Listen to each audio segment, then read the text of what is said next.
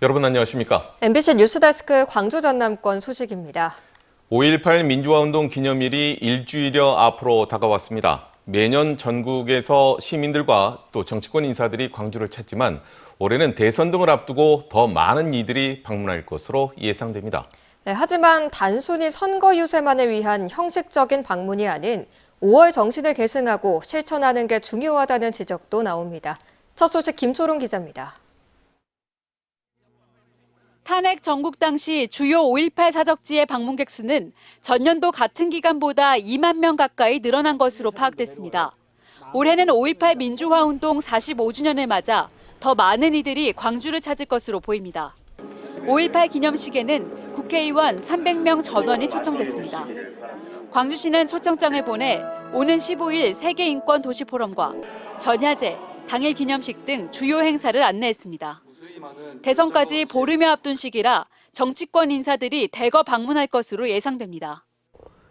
왜 5.18이 민주공화국의 기둥이고 민주주의의 심장으로 작동하고 있는지 직접 보고 가신다면 광주가 요구하는 중요한 요구들이 국가 정책으로 반영되는데 크게 효과가 있을 것으로 기대하고 있습니다.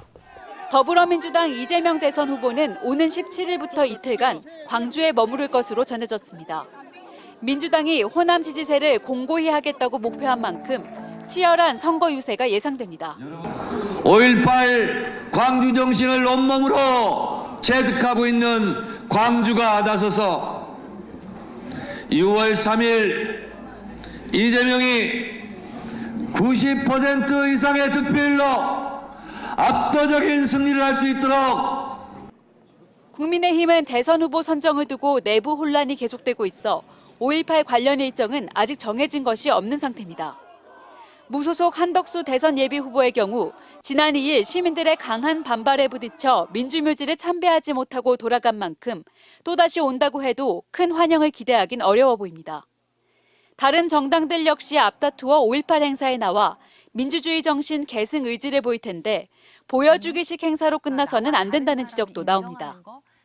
정치인이 이 정치 무대에서 현실 정치에서 5.18 그 정신, 5월 정신을 어떻게 실천하는가에 대한 문제가 훨씬 더 중요하다고 생각합니다.